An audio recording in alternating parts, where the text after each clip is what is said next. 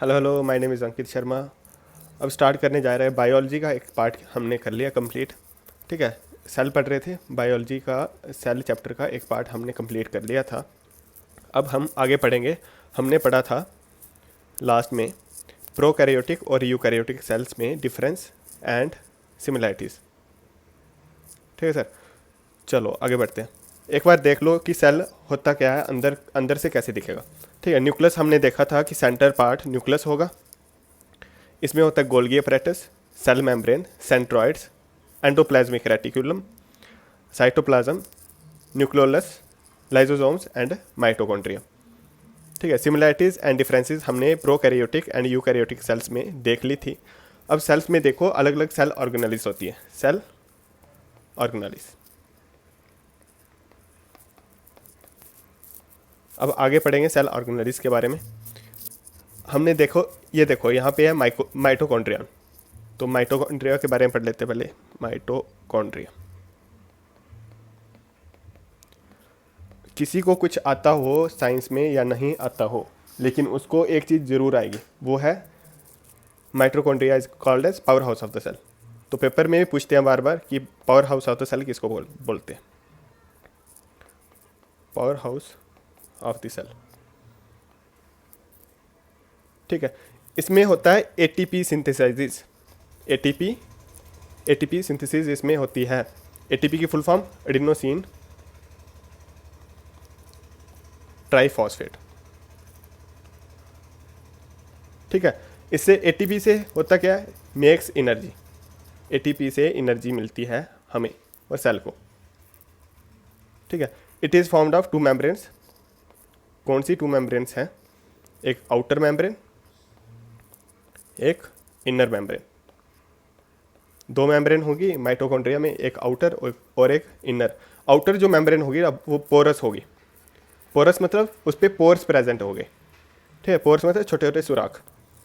And inner membrane जो होगी, इसमें होती है एटीपी सिंथेसिस। एटीपी सिंथेसिस इसमें होगी।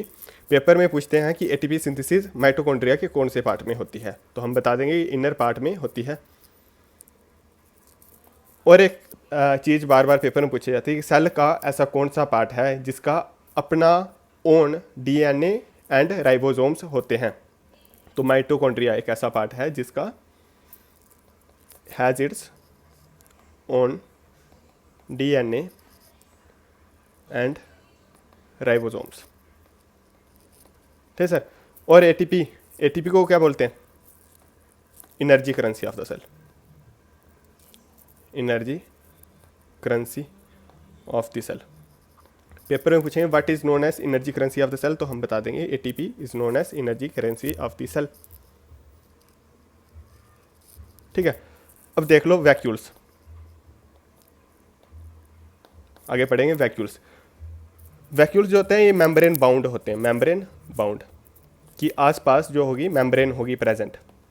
ठीक है, और पूछते हैं कि सॉलिड और लिक्विड फील्ड होती है कि नहीं होती है। ये होती है, सॉलिड एंड लिक्विड फील्ड होती है इसमें। ठीक है, सॉलिड और लिक्विड दोनों मॉलिक्यूल्स इसमें प्रेजेंट होते हैं वैक्यूल्स में। And they are sac like structure. Sac मतलब थैली के जैसे स्ट्रक्चर होता है वैक्यूल्स। ठीक है, वैक्यूल्स प्लांट्स में अलग टाइप में बिहेव करते हैं, प्लांट्स में अलग और एनिमल्स में अलग टाइप पे होते हैं। ठीक है, प्लांट्स में कैसे होते हैं? Large and distinct. डिस्टिंक्ट मतलब अलग अलग। इसमें सेल सैप प्रेजेंट होते हैं, stores cell sap. Plant cell में क्या करते हैं? Stores cell sap. और क्या करता है? Provides turgidity, provides turgidity and strength, या फिर रिजिडिटी कह लो। टर्जिडिटी एंड रिजिडिटी लिख लो।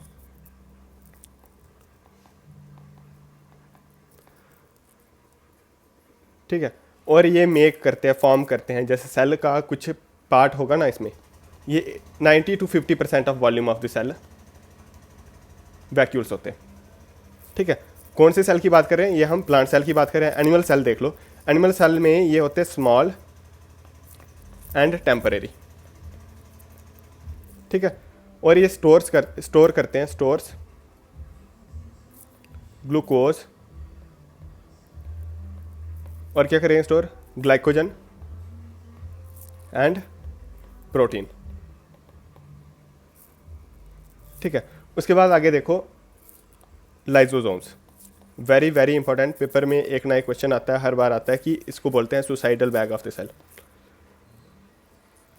SUICIDAL, suicidal bag of the cell. ये क्या करता है, जब सेल में कुछ एक्सटर्नल माइक्रोबियस घुस जाते हैं तो ये क्या करता है, अपने आप डिकम्पोज हो जाता है, अपने आप फट जाता है। ठीक है, ये करता है waste disposal of the cell.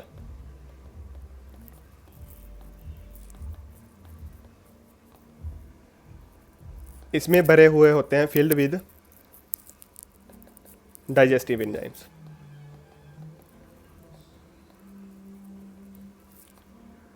ठीक है सर, और देखो हमने क्या क्या पढ़ लिया, माइटोकॉन्ड्रिया हमने पढ़ लिया। ठीक है, हमने और क्या पढ़ा, माइटोकॉन्ड्रिया पढ़ लिया, हमने लाइसोसोम्स के बारे में पढ़ लिया, हमने न्यूक्लियर मेम्ब्रेन के बारे में पढ़ लिया, न्यूक्लियस के बारे में पढ़ लिया। ठीक है, हमने सेल मेम्ब्रेन के बारे में पढ़ लिया, साइटोप्लाज्म के बारे में पढ़ लिया। अब देखते हैं लाइसोसोम्स के बारे में हमने पढ़ लिया। ठीक है, अब देखते हैं गोल्गी ऑपरेटस, गोल्गी ऑपरेटस, इसमें क्या क्या आता है। ठीक है, आगे चलते हैं। गोल्गी ऑपरेटस या बॉडीज लिख लो। पेपर में एक बार, सिर्फ एक बार आया था ये पेपर में कि इसको डिस्कवर किसने किया, तो डिस्कवर्ड बाय कैमिलो गोल्गी। ठीक है, ये बना हुआ होता है, consist of vesicles, cistern, vacuoles.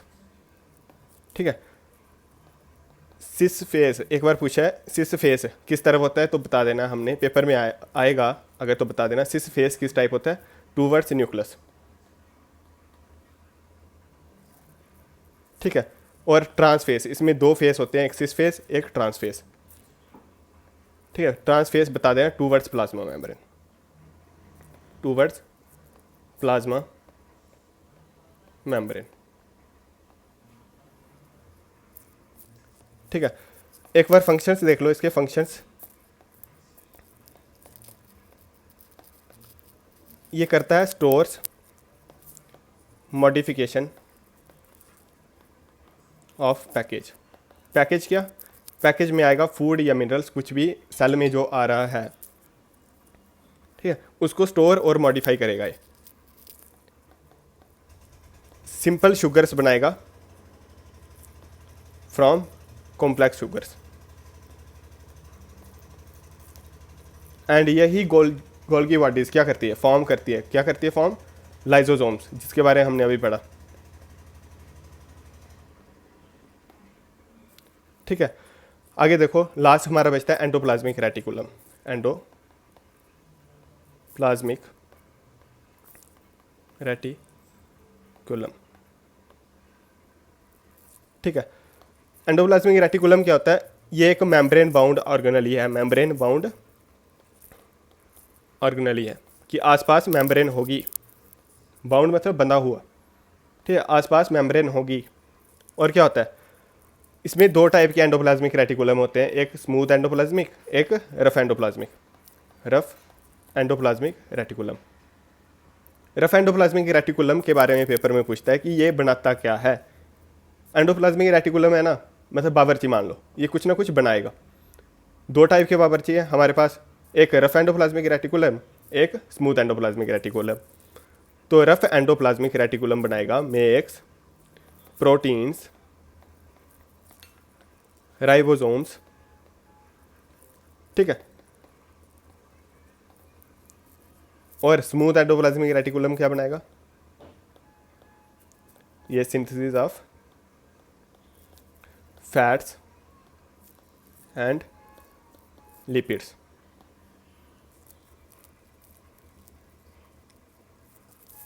Endoplasmic reticulum की दो टाइप्स या तीन टाइप्स मान लो, तीन टाइप्स आती हैं। एक लॉन्ग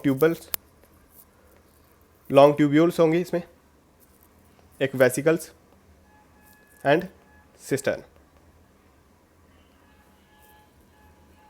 ठीक है, एंडोप्लाज्मिक रेटिकुलम जो होता है ये अटैच्ड होता है किससे, attached to plasma membrane on one side and outer nuclear membrane on the other side. मान लो ये एंडोप्लाज्मिक रेटिकुलम है, एक साइड पे क्या होगा, एक साइड पे होगा प्लाज्मा मेम्ब्रेन, एक साइड पे होगा आउटर न्यूक्लियर मेम्ब्रेन। ठीक है, ये दोनों तरफ से घिरा हुआ होता है, सराउंडेड होता है, सराउंडेड या अटैच्ड, बिल्कुल जुड़ा हुआ होगा। ठीक, चलो आगे देखो, फंक्शंस में देख लेते हैं इसके फंक्शंस। देखो प्रोटीन्स हमने बताया कि प्रोटीन्स कहाँ पे फॉर्म होते हैं, पेपर में बस ये पूछेगा प्रोटीन्स फैट्स एंड लिपिड्स के बारे में पूछेगा, ज़्यादा फालतू नहीं पूछेगा, लेकिन पढ़ लो। प्रोटीन्स फॉर्म होते हैं रफ एंडोप्लाज्मिक रेटिकुलम पे। ठीक है, फैट्स एंड लिपिड्स ये फॉर्म होते हैं स्मूथ एंडोप्लाज्मिक रेटिकुलम में। ठीक है, जो प्रोटीन्स एंड लिपिड्स है ना, प्रोटीन्स एंड लिपिड्स ये कैसे एक्ट करते हैं, act as a hormone and enzymes in rough endoplasmic reticulum. ठीक है, और एक और चीज़ पेपर में पूछी गई कि एंडोप्लाज्मिक रेटिकुलम जो है वो सर्व करता है as a transport between cytoplasm and nucleus. ठीक है, ट्रांसपोर्ट का काम करता है एंडोप्लाज्मिक रेटिकुलम। ठीक है जी, उसके बाद आता है प्लास्टिड्स। प्लास्टिड्स प्लास्टिड्स जो है जैसे माइटोकॉन्ड्रिया में हमने देखा, ठीक है, वैसे प्लास्टिड्स होते हैं। Plastids are only present in plant cell, only present in plant cell, मतलब कि not in animal cell. Animal cell में प्रेजेंट नहीं होते, एक चीज़। दूसरी वेरी वेरी इंपॉर्टेंट, पेपर में पूछते हैं, एक बार हमने माइटोकॉन्ड्रिया के बारे में पढ़ लिया कि किसका ओन डीएनए एंड राइबोसोम्स होते हैं, हमने पढ़ लिया कि माइटोकॉन्ड्रिया में होते हैं, लेकिन प्लांट सेल में भी प्लास्टिड्स जो होते हैं ना, इनका ओन डीएनए एंड राइबोसोम्स होते हैं। ठीक है सर, 2 टाइप्स के प्लास्टिड आते हैं या 3 टाइप के लिख लो, एक ल्यूकोप्लास्ट भी होता है। टाइप्स देख लो, टाइप्स में आएगा एक क्लोरोप्लास्ट। ठीक है, क्लोरो मतलब क्लोरो मान लो कि ग्रीन होगा, कंटेन्स ग्रीन पिगमेंट या chlorophyll pigment, contains chlorophyll pigment. Comment में लिख देना क्लोरोफिल का फार्मूला क्या होता है। ठीक है, और मेन इंग्रेडिएंट क्लोरोफिल में क्या होता है ऐसा। ठीक है, सर्च कर लेना गूगल पे। Also contain yellow and orange pigments. ठीक है, और क्या होता है, और क्रोमोप्लास्ट, क्लोरोप्लास्ट, क्रोमोप्लास्ट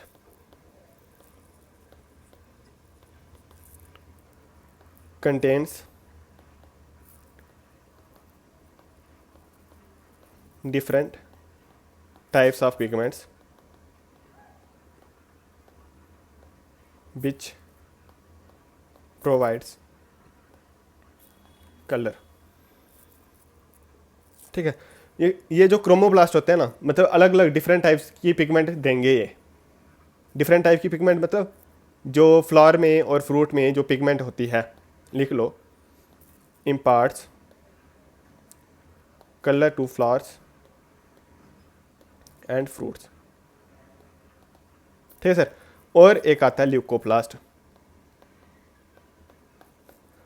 ये क्या होता है, ये कलरलेस होता है, कलरलेस और वाइट इन कलर। ठीक है। ल्यूकोप्लास्ट में क्या होता है, स्टोर्स, स्टार्च को स्टोर करेगा, oil and protein granules, granules मतलब छोटे छोटे दाने।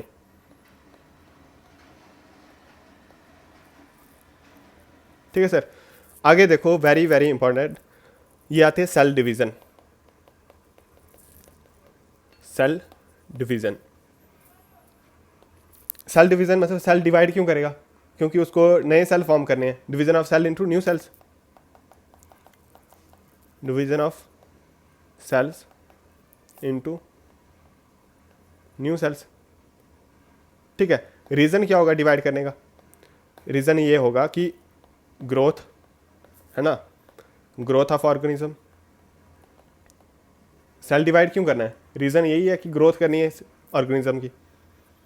और क्या करना है, रिप्लेस करना है ओल्ड को न्यू से, ओल्ड, डेड एंड इंजर्ड। ठीक है। और एक वेरी वेरी इंपॉर्टेंट, ये फॉर गैमेट, गैमेट फॉर्मेशन। ठीक है, जब रिप्रोडक्शन में आएगा तो मैं बता दूंगा।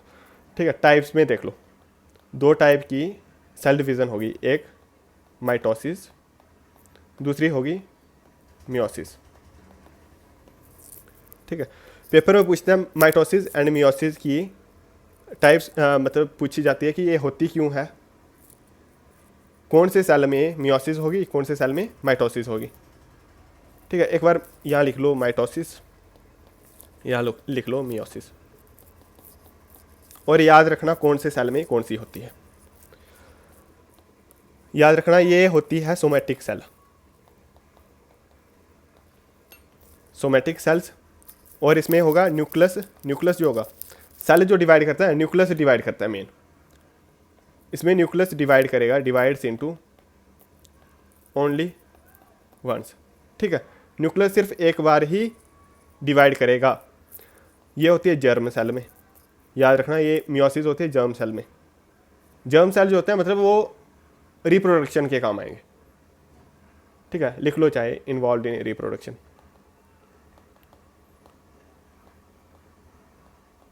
और ये सोमैटिक सेल जो नॉर्मल सेल रिकवरी या बाकी जो सेल हैं उनको मान के चलो। इसमें क्या होगा, न्यूक्लियस जो होगा डिवाइड दो बार करेगा, इसमें डिवाइड। ठीक है। डॉटर सेल्स जो हो गए, सेल डिवाइड हुआ, ये सेल डिवाइड हुआ, ठीक है, ऐसे, तो ये दो सेल बन गए। तो डॉटर सेल इसमें होते हैं डिप्लॉयड, डिप्लॉयड मतलब टू। इसमें जो डॉटर सेल होगा आर हैप्लॉयड। ठीक है जी। इसमें हैप्लॉयड होता है, हैप्लॉयड मतलब सिर्फ एक। इसमें no crossing over takes place. इसमें याद रखना कि क्रॉसिंग ओवर होती है, takes place. Increase number of normal cell, body में जो नॉर्मल सेल होंगे ना उनका नंबर इंक्रीज करने के काम आती है माइटोसिस। और मियोसिस क्या करती है, मियोसिस प्रोड्यूस करती है एग एंड स्पर्म सेल। बस यही इंपॉर्टेंट चीज़ है कि एक याद रखना है, germ cell, somatic cell, egg and sperm cell. ठीक है, इसको प्रोड्यूस करने के लिए काम आती है। एग जो होता है ना, एग ये लार्जेस्ट सेल होता है इन ह्यूमंस, एंड स्पर्म जो होता है वो होता है स्मॉलेस्ट सेल इन ह्यूमन। ठीक है सर।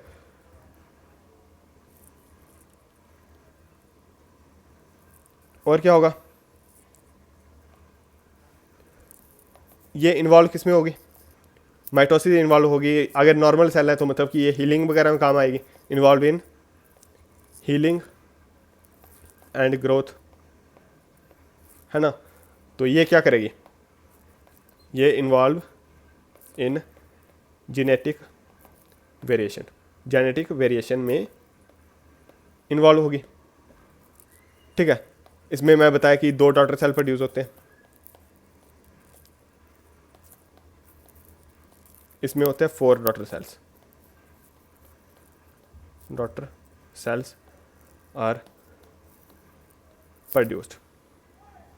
ठीक है, अगर इसका मैल फंक्शन आ गया ना, माइटोसिस में मैल फंक्शन आ गया तो क्या होगा, होएगा बंदे को कैंसर। ठीक है, मैल फंक्शन आ गया ना माइटोसिस में, बंदे को हो जाएगा कैंसर। लेकिन अगर मियोसिस में मैल फंक्शन आ गया तो होगी जेनेटिक डिसऑर्डर। जेनेटिक डिसऑर्डर कैसे, सच एज डाउन सिंड्रोम। ठीक है, इसके बारे में पढ़ना आप, and Turner syndrome. Turner's syndrome Google पे एक बार सर्च करके Down syndrome and Turner's syndrome पढ़ना, अच्छा लगेगा आपको पढ़ के कि we are very very lucky कि हम नॉर्मल बिहेव कर पा रहे हैं या नॉर्मल रह पा रहे हैं। ठीक है सर, एक बार देख लो माइटोसिस और मियोसिस में अंतर आता कैसे है, होता कैसे है। ये मान के चलो ये एक सेल है, ठीक है, बीच में ये न्यूक्लियस है, इसको हम बोलते हैं पेरेंट सेल। पेरेंट सेल ये क्या करेगा, इस तरफ माइटोसिस हो रही है, मान के चलो इस तरफ हो रही है मियोसिस। ठीक है, इसमें क्या होगा, ऐसे डीएनए होगा, इसमें भी ऐसे डीएनए होगा।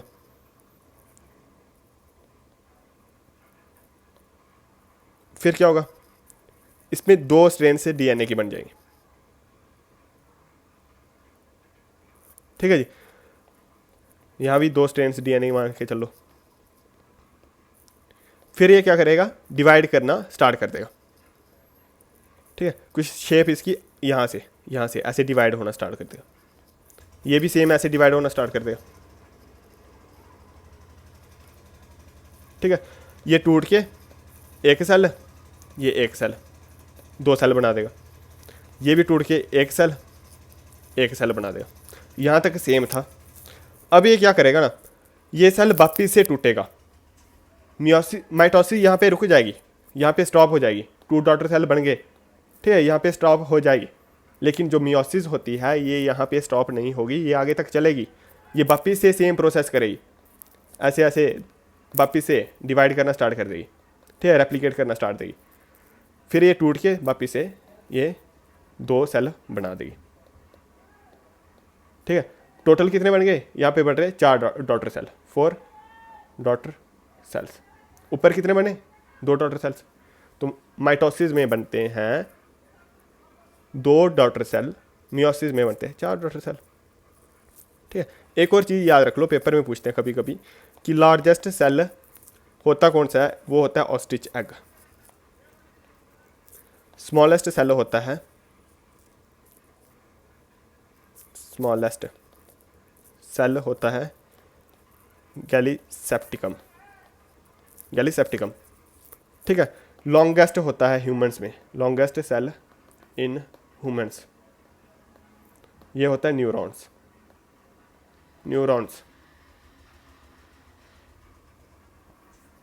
ठीक है, एक और चीज़ लास्ट में पढ़ लो कि एक होती है एंडोसाइटोसिस।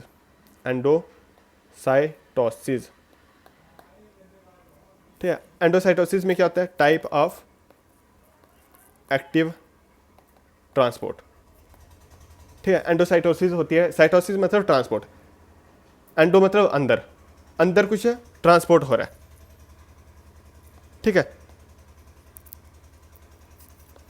अंदर एंडो मतलब अंदर, अंदर को कैसे ट्रांसफर होगी कि बाहर से कुछ आएगा, movement of particles into the cell, movement of particles into the cell from external environment. ठीक है, एंडो मतलब अंदर, अंदर, एक्सो मतलब बाहर, ये याद रखना, काम आएगा।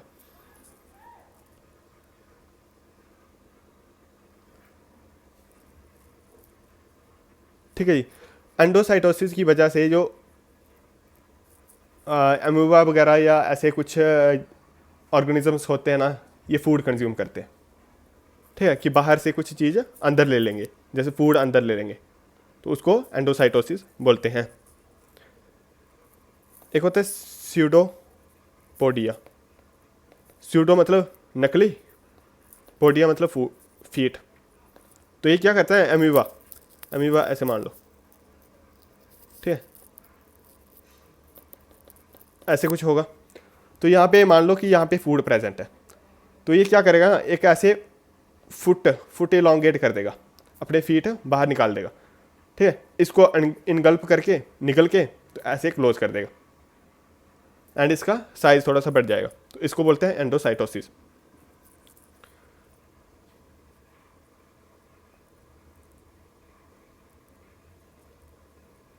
ठीक है, एक चीज़ याद रख लो, मोस्ट अबंडेंट, अबंडेंट मतलब अच्छी खासी मात्रा में, अबंडेंट मॉलिक्यूल,